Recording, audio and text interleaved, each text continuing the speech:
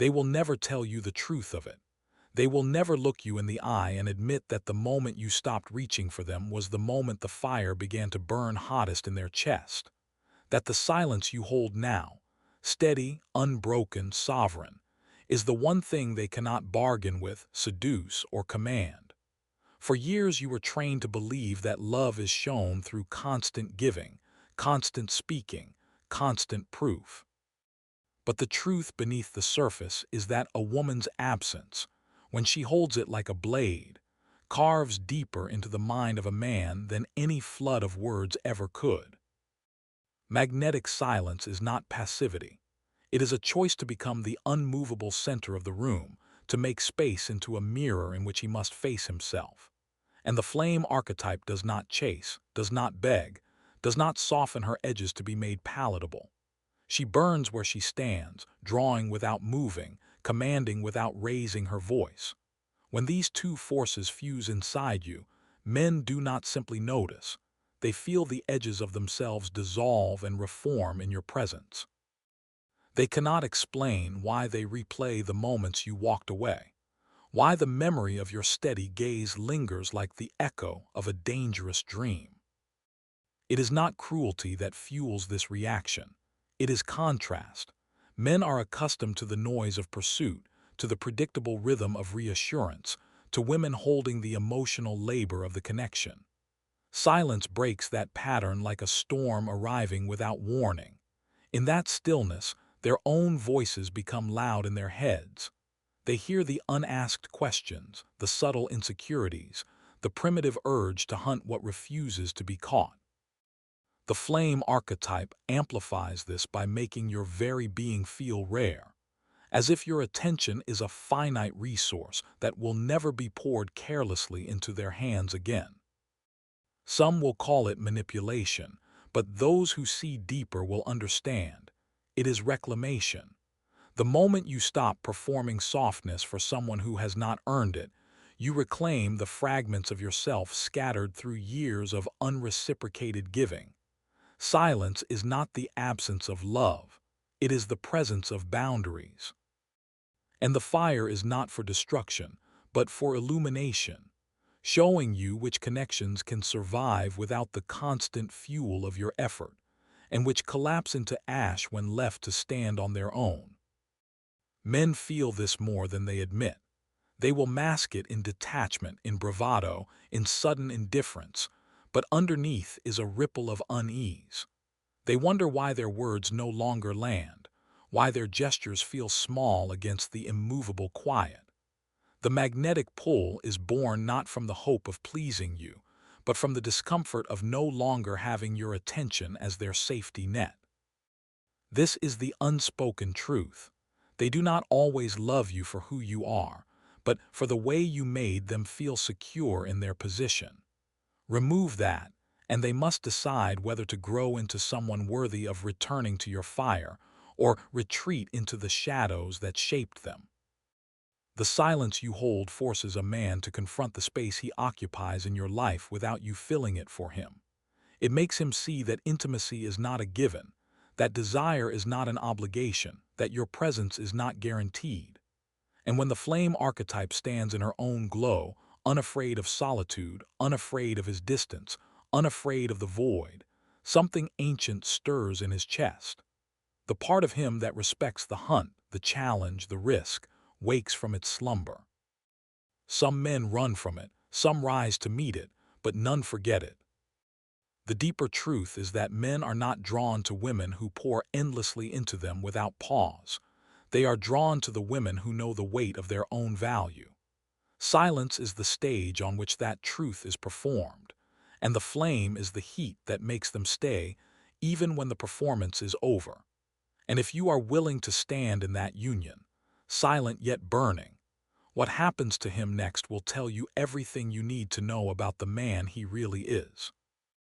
The only question is, are you ready to see what is revealed when he can no longer hear your voice calling his name?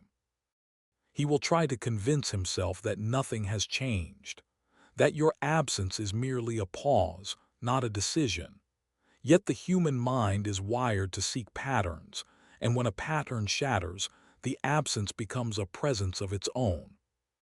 He will feel it in the smallest moments, when his fingers reach for his phone out of habit and find no new message, when a story crosses his mind and he realizes there is no one to tell it to, when his victories feel muted because the one who used to celebrate them is no longer there.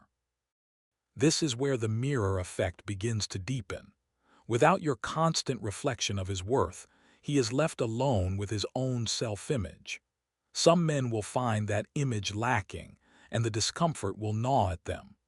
Others will try to fill the space with noise, new women, distractions, work, anything to drown out the silence you have left behind. But none of it will quite match the depth of what your quiet once held. The flame archetype creates a gravitational field not through demand, but through the undeniable weight of self-possession. Silence in this sense becomes both teacher and test. It teaches him that your presence was never guaranteed, that connection requires tending, and that attraction can wither when one side bears all the weight. And it tests him by revealing whether he can meet you at the level of reciprocity you now require.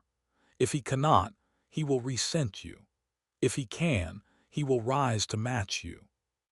The tension between these two outcomes is the exact pressure point that makes your silence so potent. It demands growth without saying a word. Men are rarely taught to navigate this kind of energy. Many are conditioned to respond to withdrawal with control, to interpret distance as a challenge to reassert dominance. But the flame archetype shifts the dynamic entirely. This is not a game you are playing, and it is not bait you are dangling. It is the embodiment of a truth so clear it cannot be negotiated. You will not beg for presence. You will not barter for affection. You will not remain where your worth is questioned. That truth seeps into the space you leave, and he will either be drawn to the heat or recoil from it. There is also the deeper, more primal element. Men in their most instinctive state respond to the rhythm of pursuit and retreat, not because they are simple creatures, but because desire is forged in the interplay between certainty and uncertainty. When you embody magnetic silence, you are not manipulating this rhythm, you are restoring its natural balance. The certainty is in your self-worth, your rootedness, your refusal to diminish yourself. The uncertainty is in the fact that he no longer knows how to move you, and that mystery awakens something ancient in him. Yet the true power lies not in his reaction, but in your detachment from it. A flame archetype does not burn brighter for the sake of drawing anyone in. She burns because that is her nature. The man who sees her light may approach, but the flame does not bend toward him. This reversal unsettles him.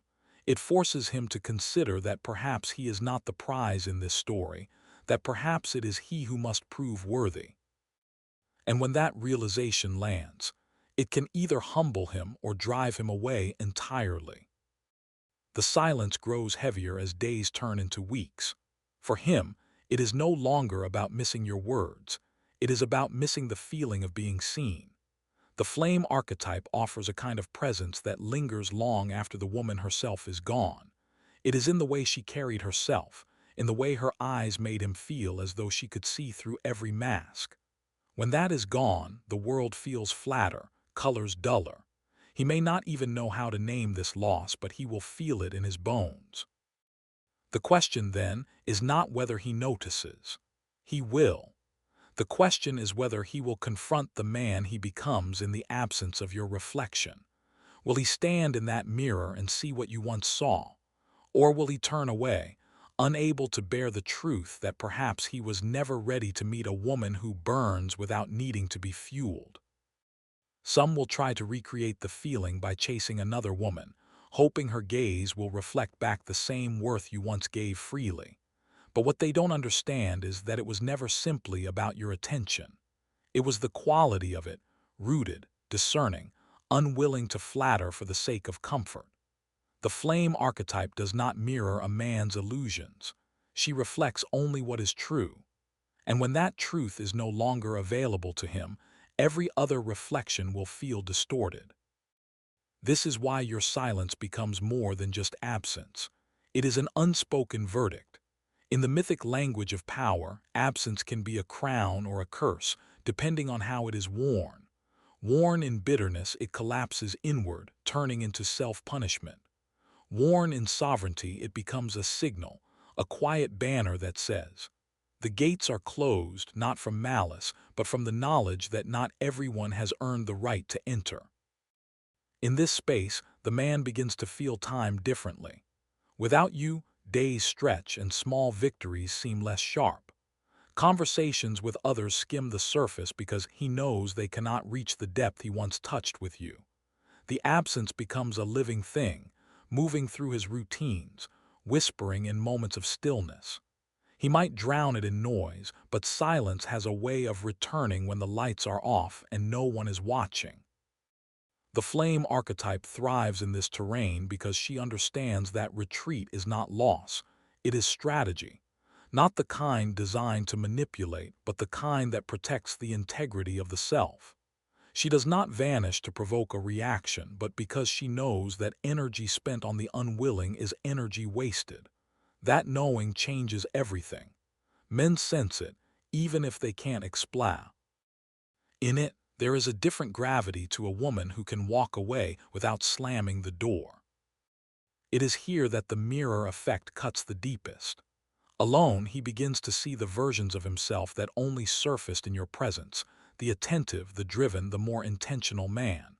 Without you, those parts lie dormant. And then the question comes, was that man real or was he only performing for your gaze? If real, why has he let him go? If performance, why did he believe the act would be enough to hold you? These questions don't fade. They burrow in. Silence is often mistaken for emptiness, but in this form it is full, full of meaning, full of consequence, full of the invisible lines you have drawn. The more he sits with it, the more he begins to realize that the woman he thought would always be there has become a myth in his mind. The details blur, but the essence remains, growing sharper with each recollection. This is the paradox. The less accessible you are, the more defined you become in his memory. And here lies the quiet challenge of the flame archetype. Once a man sees her clearly, he must decide if he will step into the fire or turn away forever. Stepping in means burning away everything false, every habit of complacency, every reflex toward possession rather than connection. Turning away means living with the knowledge that he once stood at the edge of something rare and could not meet it. Both choices are heavy. Neither leaves him unchanged. That is the nature of your silence. It forces change whether he seeks it or not.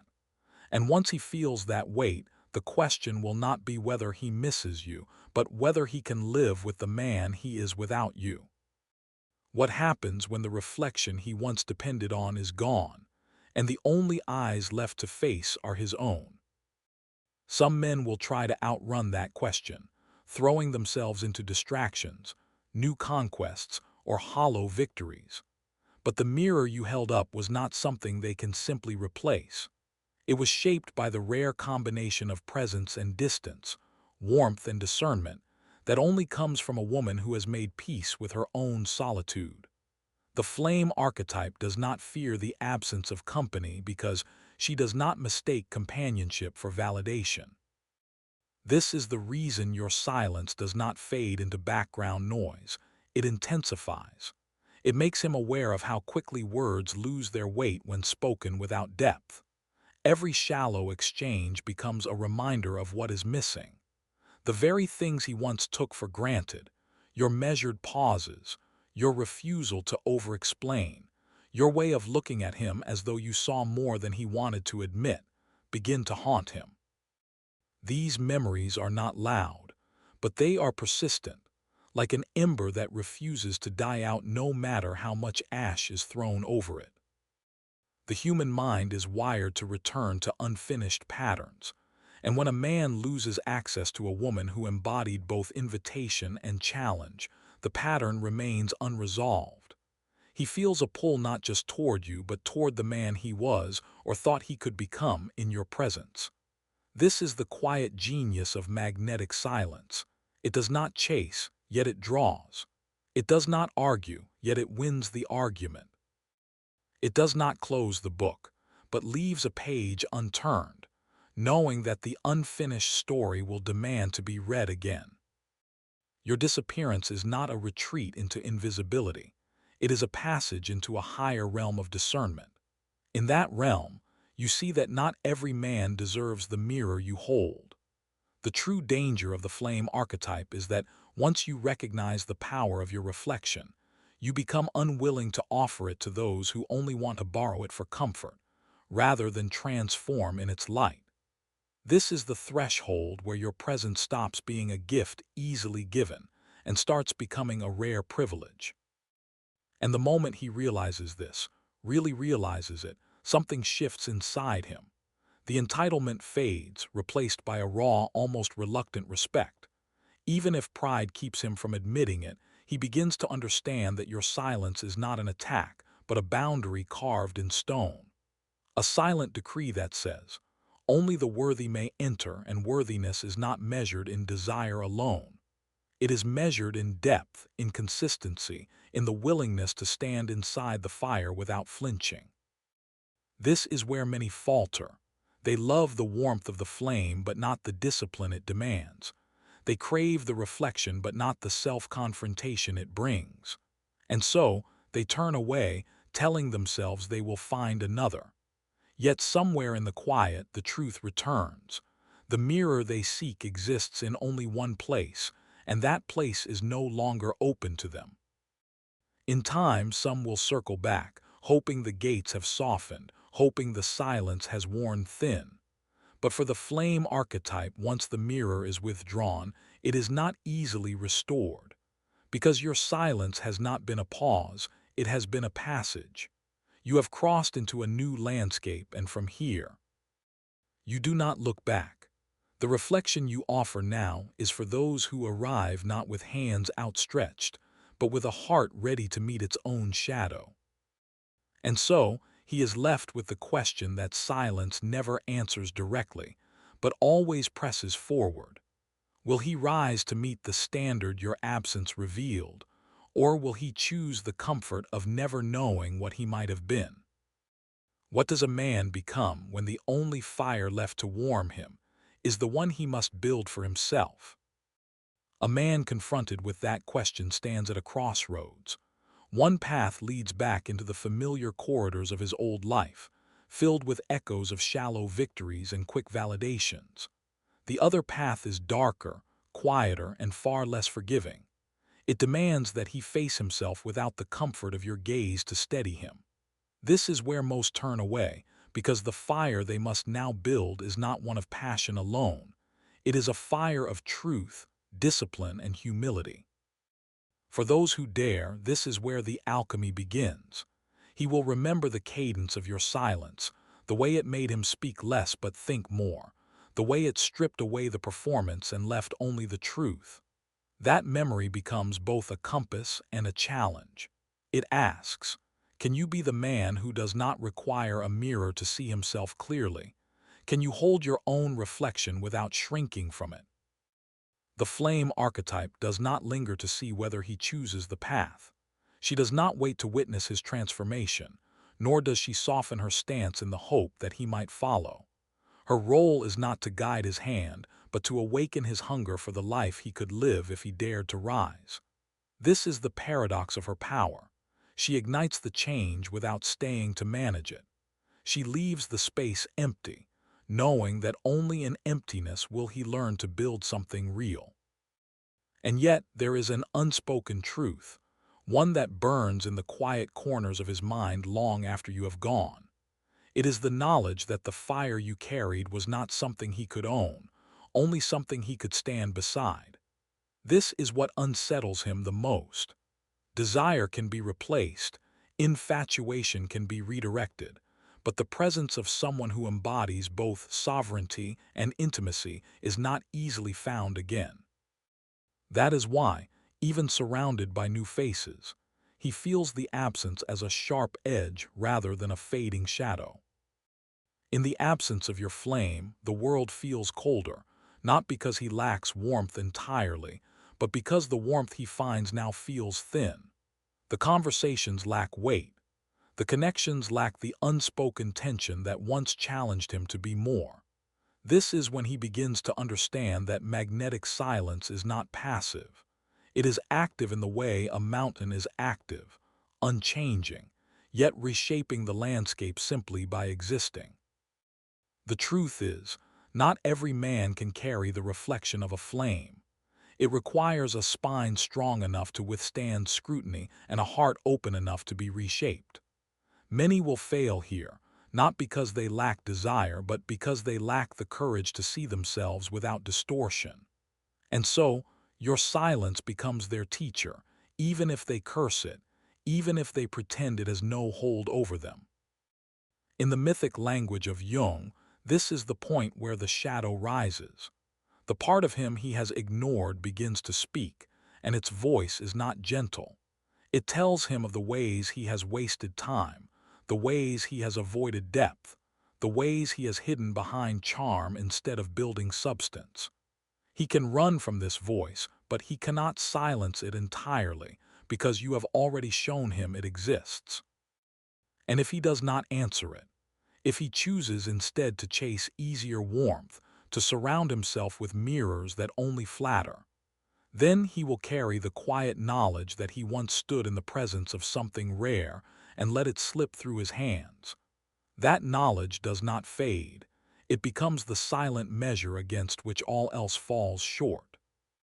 The question remains, burning without mercy. Will he build a fire worthy of standing beside yours, or will he forever live in the cold he has chosen? Some men will attempt to fill the void with noise. They will speak louder, move faster, collect victories like tokens, thinking the rush will drown out the quiet you left behind. But noise is not heat and motion is not momentum. Eventually, even in a crowded room, he will feel the cold settle in again. This is the punishment of having once known the warmth of the flame archetype.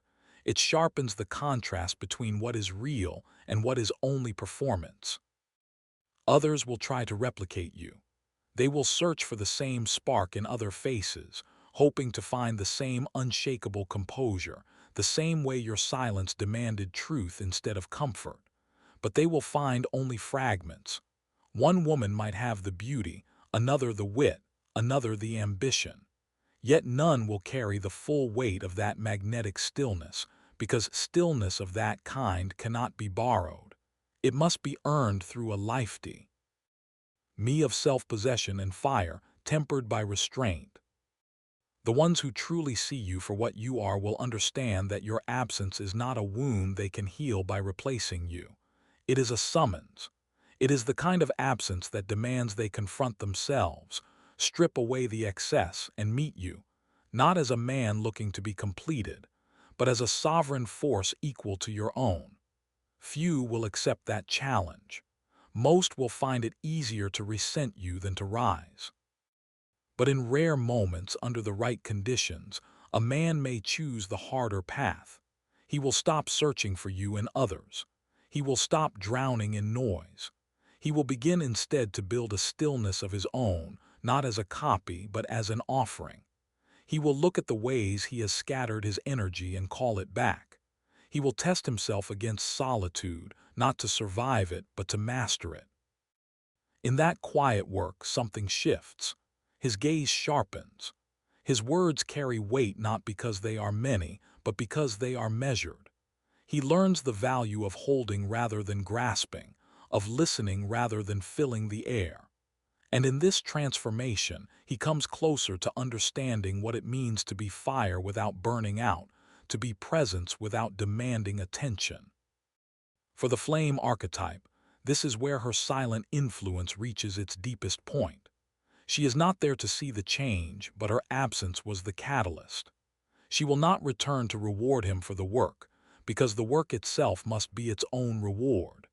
And yet, in some hidden corner of fate, their paths may cross again, not as seeker and mirror, but as two fires that can stand beside one another without fear of being extinguished. The irony is that in the beginning, he thought silence meant distance.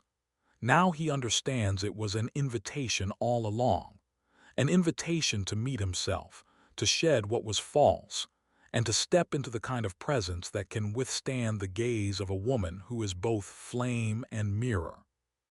And if he never takes that path, if he chooses instead to stay among shallow reflections, he will spend his life surrounded by warmth that never quite reaches his bones.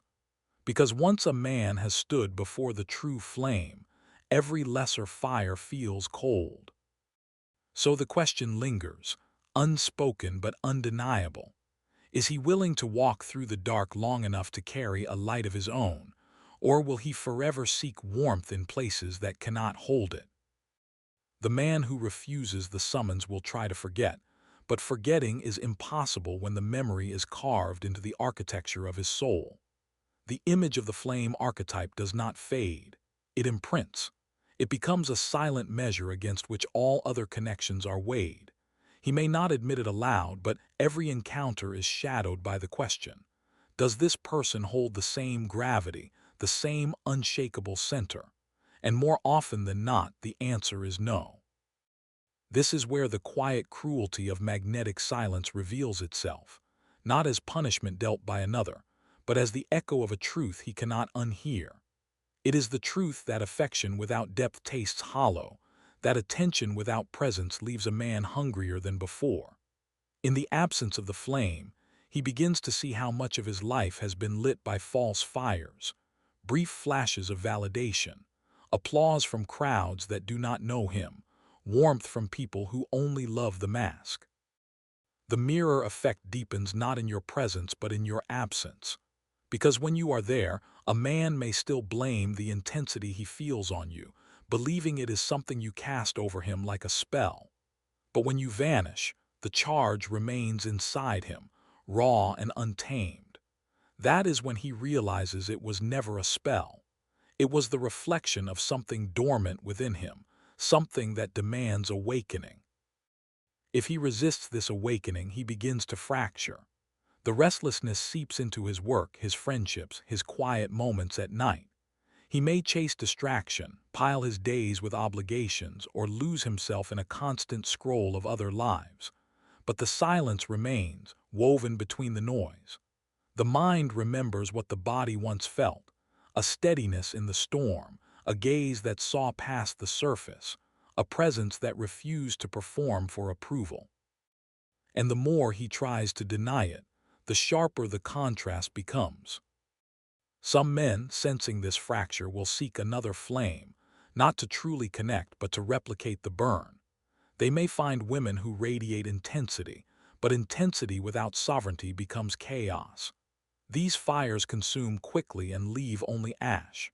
The man who has once known the disciplined blaze of the true flame archetype will feel the difference in his bones. It is the difference between a wildfire and a hearth. One destroys indiscriminately, the other sustains life. This recognition is not comfortable. It forces him to admit that his earlier hunger was not just for passion, but for the anchor beneath it. And anchors are rare. They are forged in women who have faced their own storms, who have let the wind strip them bare without losing their center. They are not born from desperation or need, but from the kind of solitude that refines rather than erodes. If he is wise, he will begin to understand that the only way to meet such a force again is to become one himself, not as a performance, not as a borrowed set of traits, but as the inevitable outcome of self-confrontation. He must turn inward, step into his own shadows, and stop flinching at what he finds there. Only then can he stand without leaning, burn without consuming, love without losing himself. For the flame archetype, none of this requires her presence. She does not wait for him, she does not watch him, and she does not build her life in the shape of his return. Her path is her own, and it is walked with or without him. That is the final truth magnetic silence teaches. The world does not wait for those who are unwilling to rise.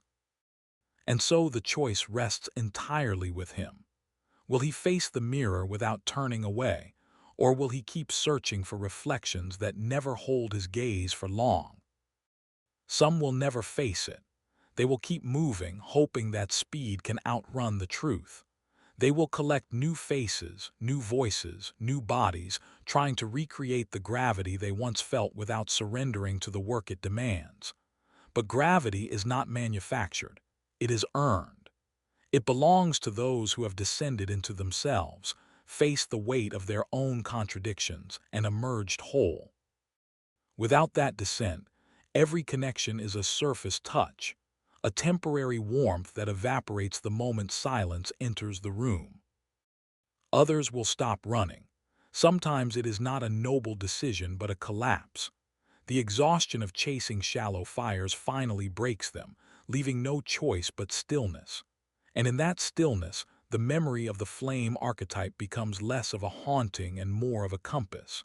It is not her they seek to recover. It is themselves, the self they glimpsed in her presence but could not sustain alone. That is the real loss and also the real possibility.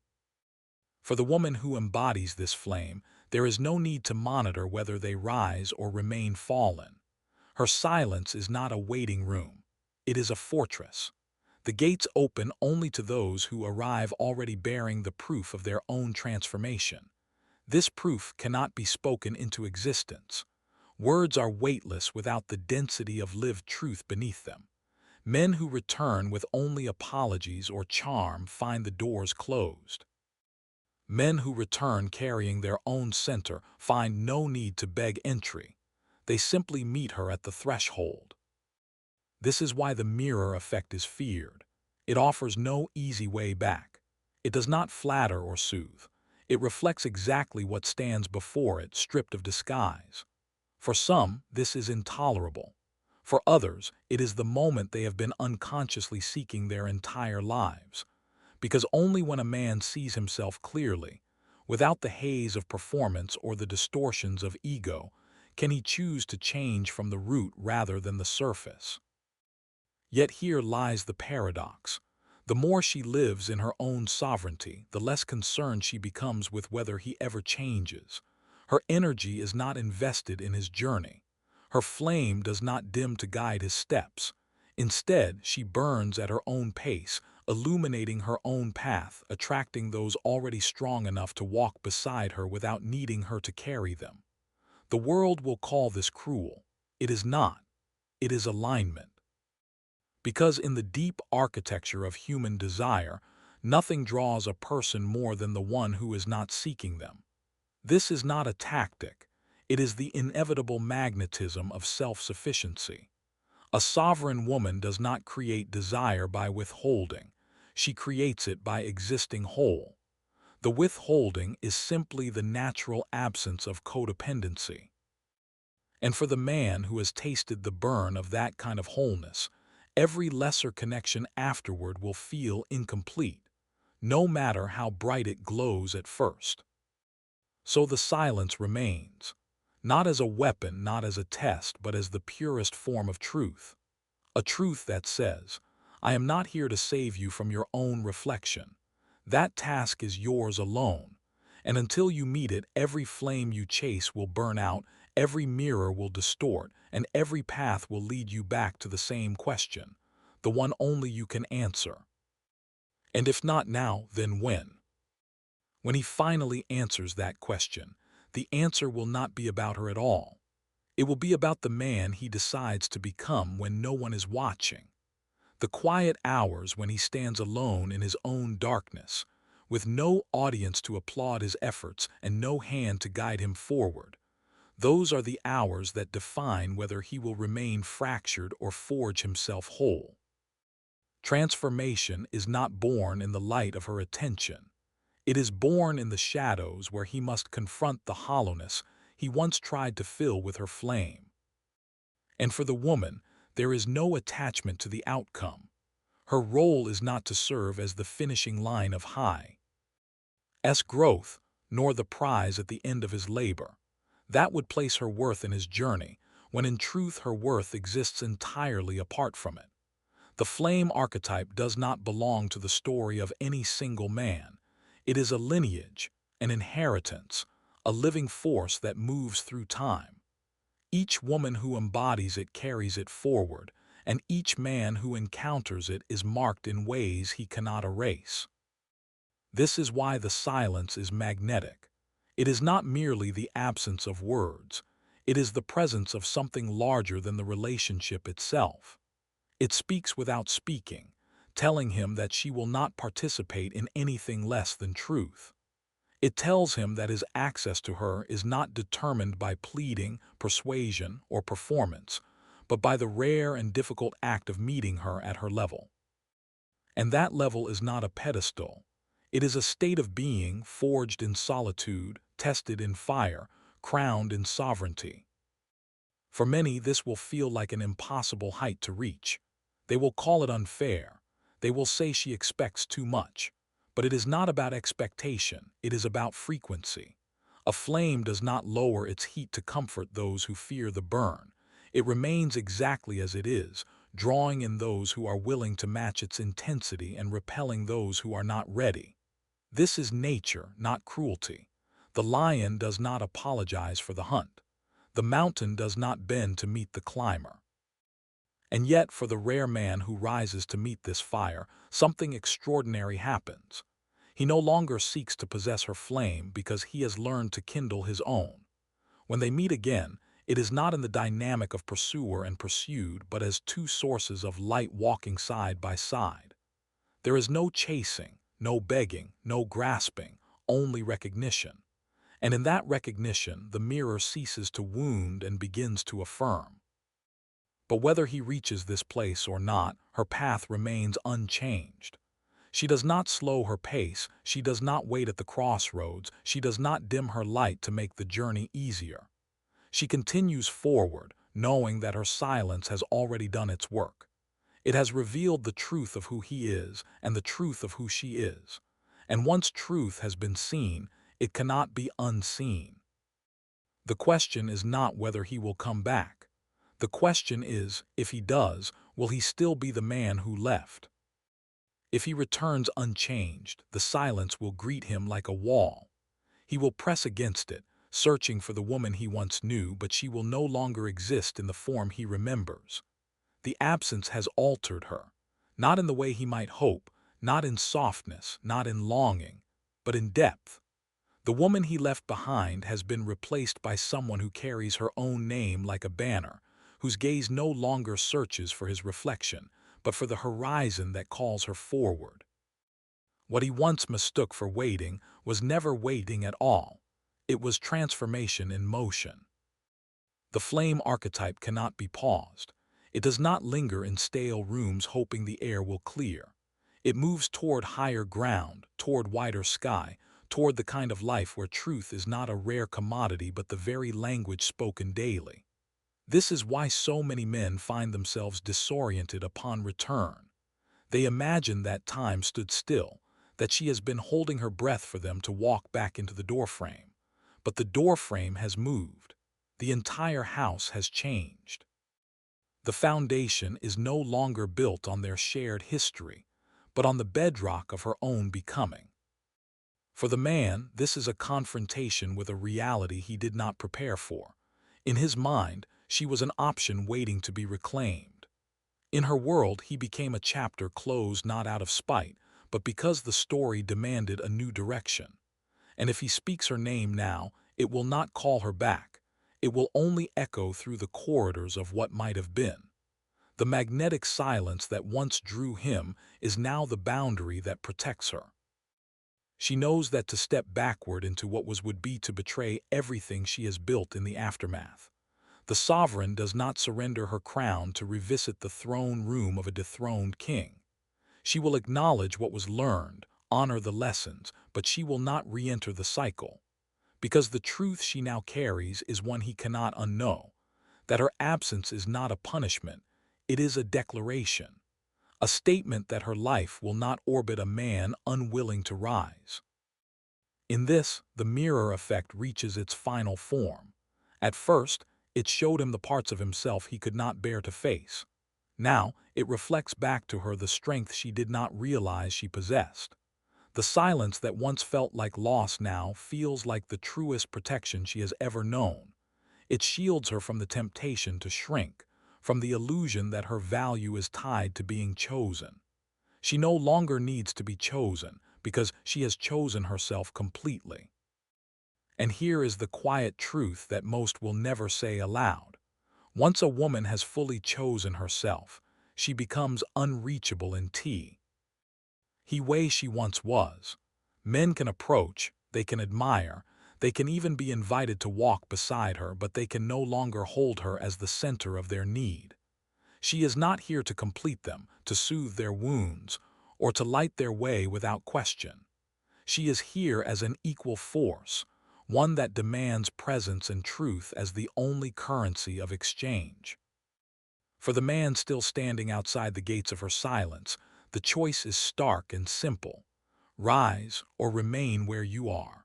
But know that the gate will not swing open at the sound of your knocking. It will open only when you have built yourself into someone who can walk through without taking from her light. The question is, will he choose the climb, or will he remain in the valley, remembering a flame he once thought he could hold?